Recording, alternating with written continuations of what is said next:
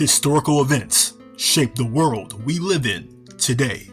Reflecting back on the 19th century, it is clear that America was undergoing a period of chaos and disorder. The country was split, and Americans were locked in a fierce conflict with each other.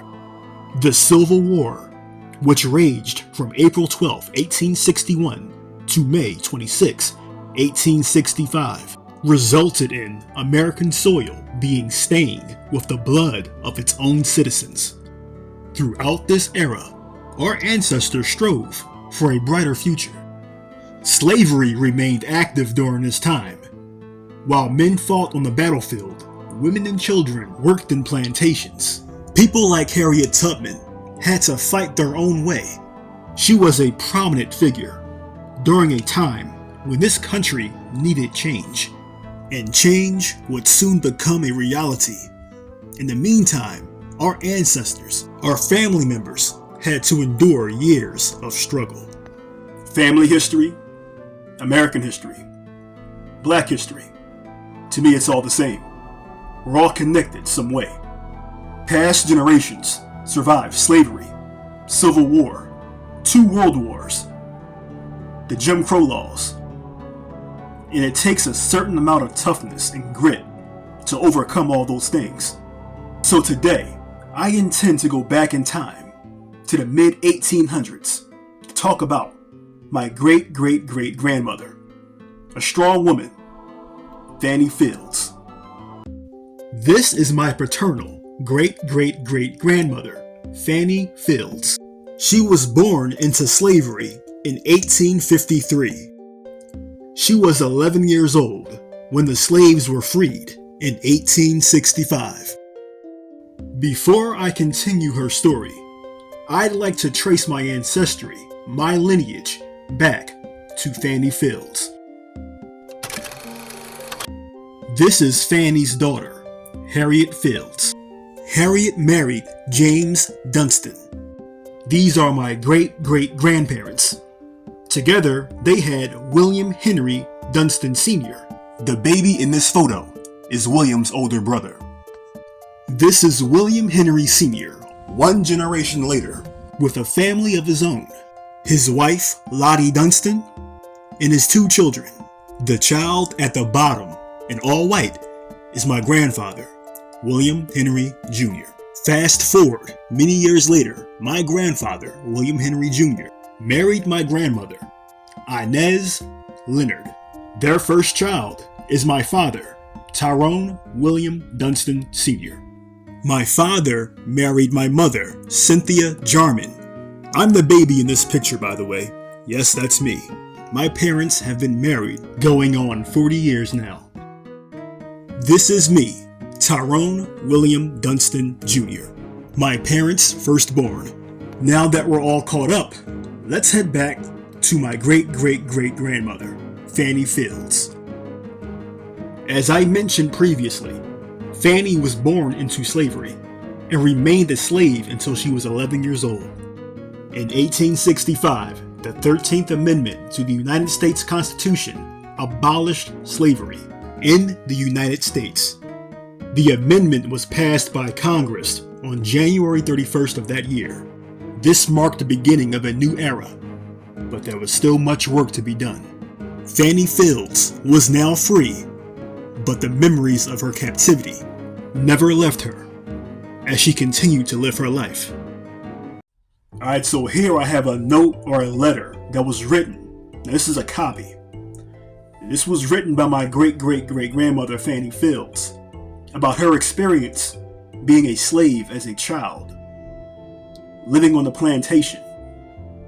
Now, I'm going to read this, and it's very detailed, but let's go back in time and look at how it was to be a 6-year-old living and working as a slave in the mid-1800s. My name is Fannie Epps Feilds, and I was born into slavery. In fact, I was 11 years old when the slaves were freed. When I was 6 years old, my job was to follow the mistress around, and if she dropped anything, I had to pick it up for her. The mistress spent most of her time sitting in front of a large fireplace, knitting, crocheting, or sewing. When she dropped a string on the floor, it was my job to pick it up and throw it in the fire.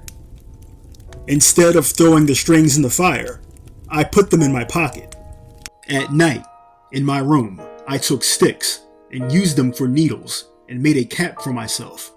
Everyone in the quarters was very proud of my cap. When I saw the mistress the next morning, I expected she would be just as proud. But instead of praise, she snatched a cap from my head and threw it into the fire, and called my mother, who was the cook in the outer kitchen, and told her to come get this wench. She thinks she's white. Whip her until she gets whelps. My mother came and grabbed me. When we got to the kitchen, she told me to start screaming and crying. When I got back to the mistress, shaken and still in tears, she said to me, "I hope you learned your lesson." I grew up, married, and had 4 daughters. Those daughters grew up and married and moved away.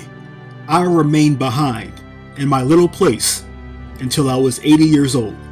I took care of all of my needs on my small farm, including caring for the garden, the animals, the cows, pigs, chickens, and the horse. I did have a grandson who came to live with me. His name was Charles Dunston. When I was 80 years old, I sold my farm, and Charles and I went to live with his parents. And that concludes the letter from Fannie Feilds. After Fannie sold her home, she moved in with her daughter, Harriet Dunston. Harriet's son Charles moved in as well. Franklinton, North Carolina has been the residence of the Dunston family for many years following the abolition of slavery. During the Great Migration, this branch of the Dunston family relocated to Philadelphia in pursuit of a better life. To this day, the majority of the Dunstons still reside in Philadelphia. My ancestors paved the way for a new generation of Dunstons. Looking back at what my direct ancestors went through, I don't take any of the freedoms I have today for granted. Oftentimes we forget that we should be grateful because just by living, just by surviving, they fought for the freedoms we have today. From North Carolina to Philadelphia, the Dunstons family's growth is a testament to their enduring legacy. Every story is linked to another, and Fannie Feilds' story is a significant part of American history. Sharing our history is like getting the puzzle pieces and putting them together that creates a bigger picture, so that way we can reflect back and see everything our ancestors overcame to get us to where we are today.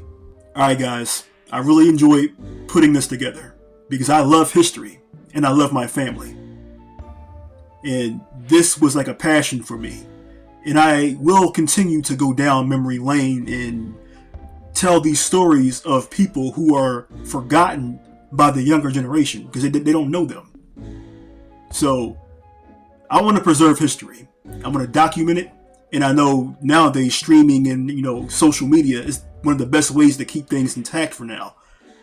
So this is how I will retell my stories, my family history.